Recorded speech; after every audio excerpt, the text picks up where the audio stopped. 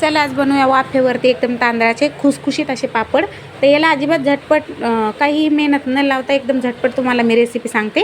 तर चला त्यासाठी सर्वात पहिलं आपण एकदम साधी सोपी रेसिपी. सर्वात पहिलं एक वाटी घेतली, त्याच्यामध्ये 1 वाटी बारीक आपले तांदळाचं पीठ घेतलं जे नॉर्मली आपण दळून आणतो भाकरीसाठी. त्यात 1 मिरची अशी लालवाली बघा बारीक करून अशी मी हातानेच अशी थोडीशी बारीक करून टाकली. थोडी कोथिंबीर टाकायची चवीप्रमाणे, याच्यात मीठ टाकले मी. आणि आता थोडं याच्यात मिक्स करून घेऊ व्यवस्थित. थोडं पाणी टाकायचं आहे. तर मी तुम्हाला असं सांगते याला पूर्ण पाणी किती लागलं आहे मला ते. तर थोडं टाकायचं. तांदळाच्या पिठाला थोडंसं पाणी जास्त लागेल, कारण आपल्याला हे घट्ट नाही ठेवायचं आणि एकदम पातळ पण नाही करायचं.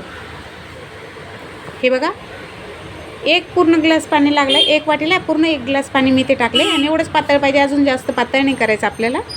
तर आता हे साईडला ठेवूया आपण.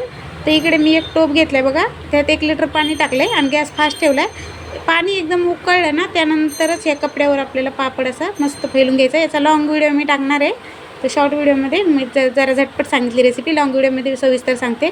थोडे मोठाले केलेत जेणेकरून आपल्याला फटाफट होतील. जास्त नाही, आपलं बारीक 1 वाटीचेच आहेत, पण मोठे जरा मी पटकन होतील म्हणून. 1 मिनिटभर पण नाही लागत याला, अर्धा मिनिटच ठेवायचं आपल्याला. गॅस फास्ट असला की लगेच पाप होतात. पातळ करायचे म्हणजे वाळतात पण पटकन. तर हे सहज निघतात बघा. काहीतरी धारदार अशी उलथाणी घ्यायचे, म्हणजे कसं पटकन आपल्याला उलथायला येतात. तर साईडने असं बघा फिरून घ्यायचं. फटाफट होतात, जास्त मला वेळ नाही लागला. आणि एकदम खुसखुशीत असे आपले हे पापड तयार झाले.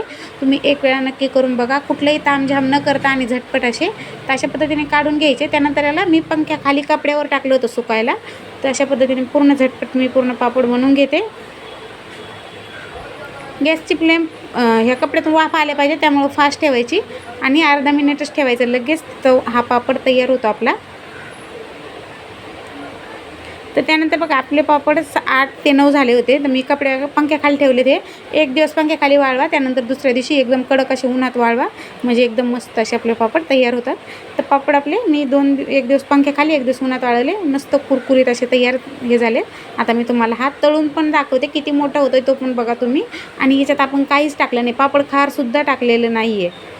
तर इथे बघा आता तेल गरम करून घेतले. तेल व्यवस्थित कडक गरम करायचं आहे. तर तुम्ही बघा पापड आपला किती साईज काय होती, आणि तुम्ही स्वतः बघू शकता की किती मोठा झाला आहे. जास्त मेहनत पण नाही लागत आहे. आणि तोडून पण दाखवणार आहे तुम्हाला किती खुसखुशीत झाला आहे तो.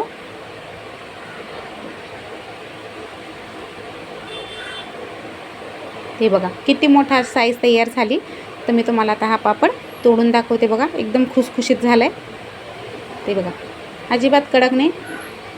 ते बघा तुम्हीच बघू शकता. व्हिडिओ आवडला असेल तर लाईक नक्की करा. धन्यवाद.